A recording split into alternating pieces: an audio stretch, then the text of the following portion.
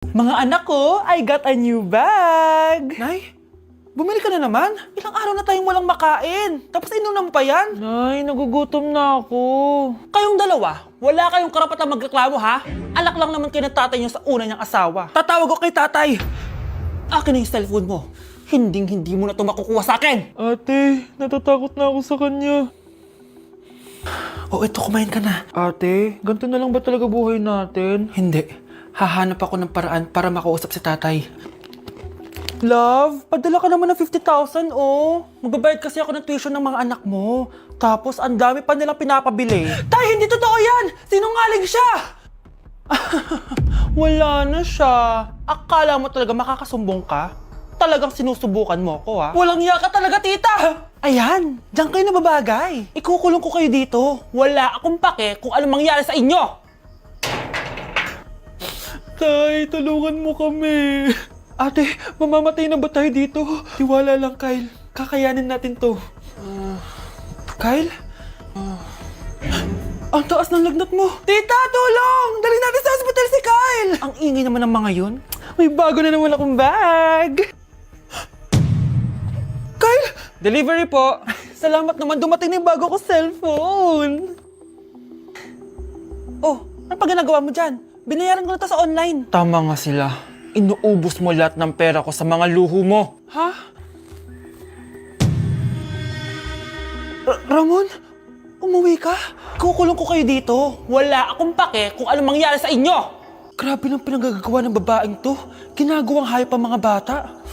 Ramon, kailangan mo nang umuwi dito. Walang iya talaga yung si Rosa. Lumayas ka na dito, ha? Ayaw ko makita yung pagmumukha mo.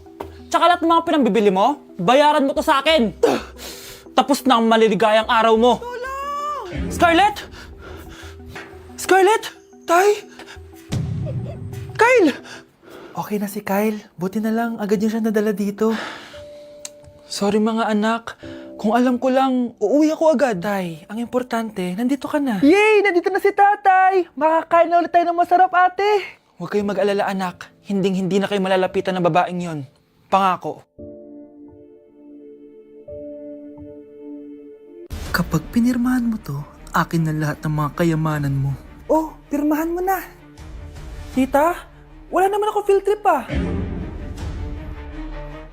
Hindi pa ba sinasabi ng teacher niyo na may field trip kayo? Anak, okay lang. Pipirmahan ko na to para makasali ka sa field trip niyo. Walang iya ka talaga, Rosa. Wala ka talagang titira sa akin, ha? Manda ka talaga sa akin. Mabilis ka talagang utuin, Susan. Salamat, Mare. Ramon, napapirma ko na siya. Atin na ang bahay, pera at mga ari-arian niya. Magaling ka talaga, Rosa. Kaso kailangan na natin kumilos na mabilis. Kasi sabi ng doktor, nagre-recover na yung mata niya. Ano? Kaya bukas na bukas din, papalayasin na natin sila. Total, nakuha na natin ang gusto natin. Nay, bakit mo pinirmahan yun, ha? Maliban natin kung ano nilalaman ng papel na yun. Huwag kang mag-alala, anak. Malapit nang matapos ang maliligayang araw ng tatay mo at ng kabit niya. Tita, bakit may dala kang maleta? Aba, syempre. Lilipat na ako dito sa bago kong bahay. Ano? Tay, ano ibig sabihin nito, ha? Nakalagay dito sa papel na pinirmahan ng nanay mo na amin na tong bahay, mga sasakyan niya at ang mga pera niya. Napakahayop nyo! Bakit ang ingay? Ano nangyayari? Nay, kinuha na nila lahat sa atin! Ayan, magsama kayo mag-ina. Ngayong nasa amin na ang lahat, pwede na kayong lumayas. Ramon, magse-celebrate tayo, ha? Ang galing nyo din, no? Ha? Nakakakita ka? Bago kayo mag-celebrate, i-check nyo muna kung pirma ko ba talaga yung nakalagay dyan. Hindi pwede to! Tay! Attorney! Kita mo naman kung ano ginawa na tong dalawang to, di ba? At nandito na rin ang ebidensya na magpapatunay na naghaharutan sila sa loob ng bahay ko. Anong gagawin niyo sa amin, ha? Mahal, huwag mo naman gawin sa amin to, please, oh. Magbabago ako, please. Oh, sorry kung natatapakan kayo pagka-love team nyo, ha? Arestuhin nyo na yung mga yan. Mag-celebrate kayo sa kulungan. Kayong dalawa, sumama na kayo sa akin sa presinto.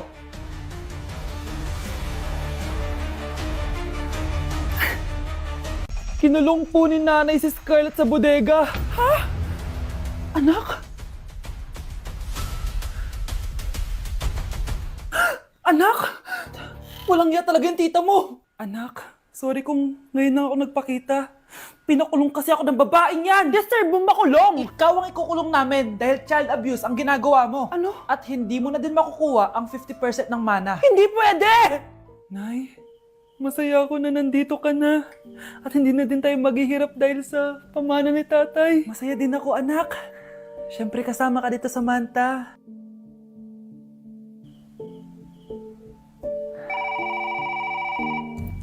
Ano ba? Bakit tawag ka ng tawag, ha? Oo, wala silang kaalam-alam. Sige na, baka mahuli pa tayo. Sa wakas, sa atin na ang mana. Maghahati tayo dito. Palayasin mo na yung mga batang yun, ha? Ako bahala. Ang galing talaga natin magpanggap, babe. Mga anak, aalis na tayo dito sa bahay. Lilipat tayo sa mas malaking bahay. O eto, mga gamit nyo, inimpake ko na. Talaga, Nay? Scarlett, huwag ka maniwala dyan. Nagpapanggap lang yung nanay mo. Samantha, ano yung mga pinagsasabi mo? Magjowa sila ni attorney. Sinet up nila tayo. Ganyan ba ang ugali mo, Samantha? Kaparehas ng nanay mong sinungaling? Samantha, ano ba? Kung ayaw mo sumama, edi wag. Sige, kung totoong anak mo talaga si Scarlett, saan at kailan mo siya ipinanganak? Ang dali naman yan. Edi sa Manila. Pinanganak ako sa ibang bansa. Hindi ikaw ang nanay ko. Ay, oo nga pala, sa ibang bansa pala. Sorry, nakalimutan ko. Ang dami namang drama. Total, nasa amin na ang mana. Umalis na kayong dalawa. Kung ayaw niyong pati kayo, ipakulong ko. Kung meron mang makukulong, kayong dalawa yon. Salamat sa pagtawag, Samantha. Inaaresto kita, attorney, sa kasong panloloko. Palpak ka talaga! Naisahan niyo ako ngayon, ha? Hindi pa ako tapos sa inyo. Talagang sinira mo yung sarili mo, attorney, para sa pera. At ang dami mo na palang naloko. Samantha, huwag na tayong maghiwalay, please. Oo, Scarlett. Dito lang ako palagi sa tabi mo. Kayong dalawa, mag-ingat kayo palagi, ha? Gamitin niyo na maayos sa pamana ng tatay niyo. Salamat po. Ay, Nay! Good news! Nanalo ako sa loto! Totoo ba, anak? Tumama lahat ng numero sa panaginip ko, Nay. Ay, alam mo, anak, swerte ka talaga eh. Nay, may good news din ako. Gagraduate na ako next month. Talaga ba, anak? Akala ko talaga bagsak pa rin ako eh. Buti naman at di ka na ulit ng high school. Congrats! Good luck sa college! Mga anak, may good news din ako. Sabi ng doktor, magaling na daw ako sa sakit ko. So, ibig sabihin, hindi mo na kami makakalimutan, Nay? Oo, anak. Parang sunod-sunod yung swerte natin, Nay, no? Siyempre, dahil din yan kay Lord. Sige na, anong oras na? Matulog na tayo, ha? Good night, Nay.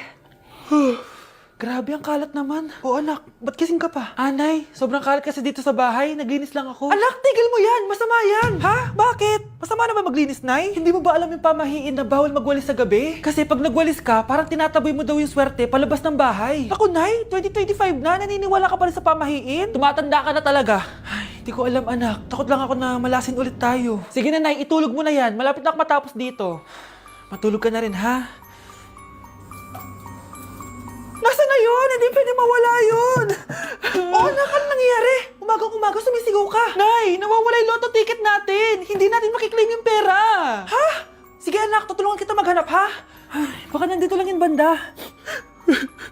Oo anak, ba't ka umiiyak? Ayoko na.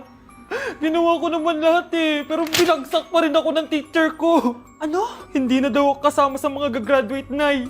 Lahat ng effort ko nasayang. Anak! Nay, magpahinga ka muna. Ako na muna bahala dito.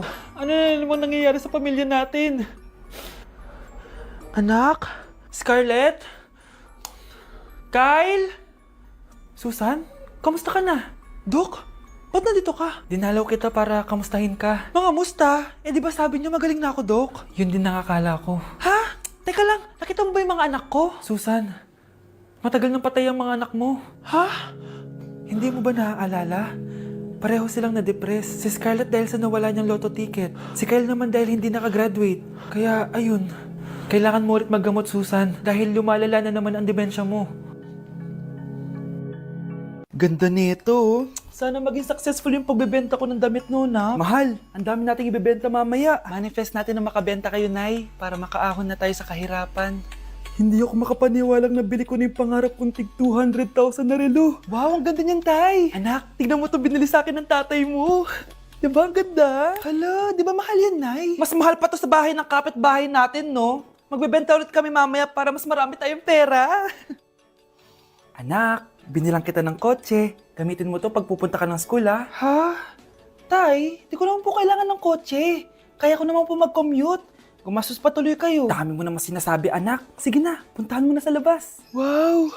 May sarili na akong sasakyan. Wow, ang ganda naman ng bagong kotse mo, Scarlett. Ay, salamat po. Hindi ka ba nagtataka, Scarlett, kung bakit ang bilis niyong yumaman? Galing yun sa pagbebenta ng damit nila nanay. Ang dami na nga nila mamahaling gamit ngayon eh. Sure ka ba? Na damit lang ang tinitinda nila? Nay, bumabagabag talaga sa isip ko kung bakit ang bilis nating yumaman.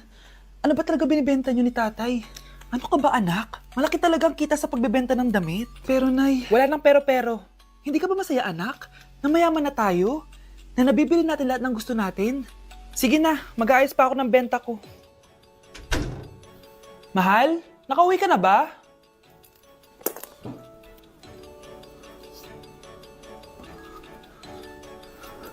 Ano ba talagang laman neto? Nagbebenta sila ng laman loob ng tao.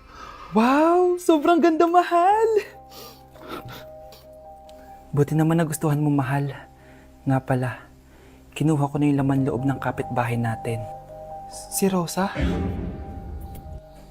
Malaking pera na naman to.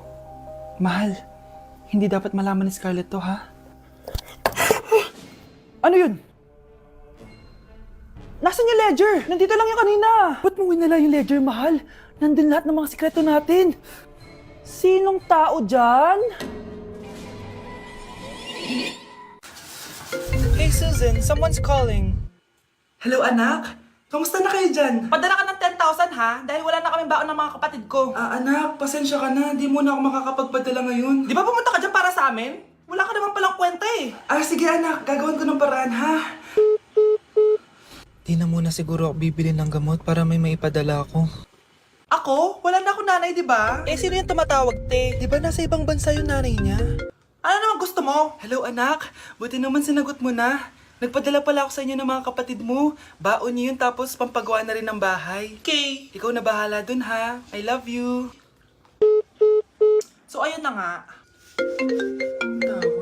Hello, Mars? Mars, alam mo ba, yung anak mo, lasing umuwi kagabi. May kasama pang lalaki. Baka ibang babae yun, Mars, ha? Hindi naman ganun yung anak ko. Sure ka ba talaga, Mars, na yung mga perang pinapadala mo napupunta talaga sa baon at bahay nyo?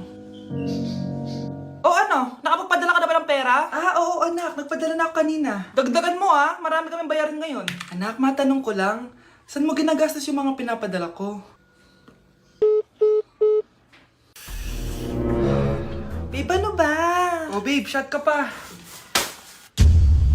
Ano to, Scarlett, ha? Dito lang ba napupunta yung mga pinapadala ko sa'yo, ha? Mga alak at vape na yan?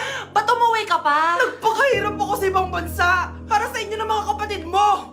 Simula nung iniwan mo kami, wala na kaming nanay. Sa tingin mo ginusto ko to, ha? Wala akong choice, Scarlett. Ginawa ko to para sa inyo ng kapatid mo. Sa tingin mo ba ginusto namin na umalis ka? Nasanay kami na wala ka. Kaya okay kami kahit mawala ka. Nay! Una na kami, Scarlett, ha? Salamat po sa pagpunta. Oh, Scarlett, pinapabigay yan ng nanay mo bago siya mamatay.